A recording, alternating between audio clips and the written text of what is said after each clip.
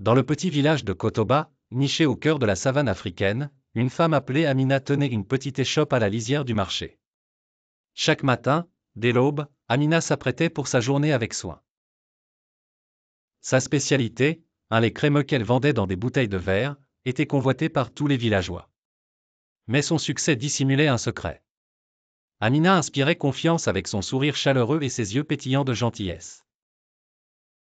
Les villageois, jeunes et vieux, attendaient en file indienne devant son étal pendant que la rumeur de son lait exceptionnel circulait bien au-delà des limites du village. Pourtant, Amina connaissait la véritable raison de leur fidélité. Avec une habileté discrète, elle versait soigneusement quelques gouttes de son propre lait dans chaque bouteille. Cette touche personnelle, disait-elle, renforçait non seulement le goût mais emprisonnait aussi le cœur des consommateurs dans un lien magique. Chaque buveur devenait inévitablement un client fidèle, incapable de résister à l'appel de ce lait unique. Le décor du village était celui d'une vie animée, ponctuée de rires d'enfants courant le long des chemins de terre rouge, et des chariots colorés transportant fruits et légumes frais.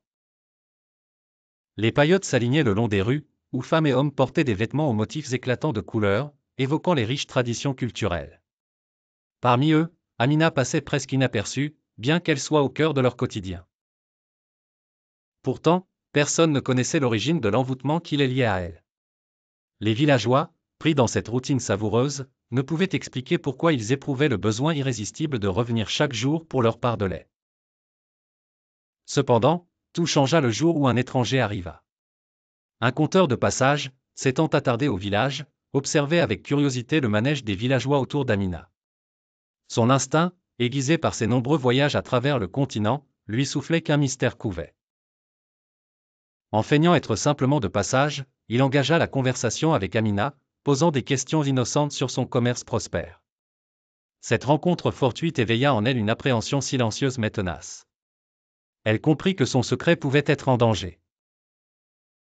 Le soir suivant, lors d'une assemblée autour du feu, le conteur proposa de partager une histoire mystérieuse sur le pouvoir des breuvages dans les traditions anciennes. Les villageois, curieux et plongés dans leur chaude soirée étoilée, écoutèrent attentivement.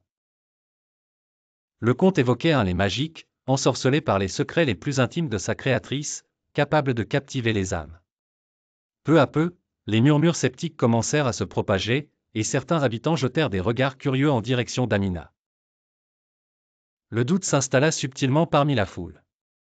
Les jours qui suivirent virent les rangs de la file s'amenuiser, et la magie apparemment dissoute par la simple lumière de la vérité.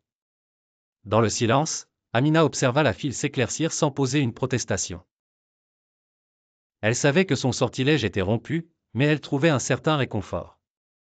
Désormais, ceux qui revenaient savaient ce qu'ils achetaient et redécouvraient un goût pour le simple lait du village.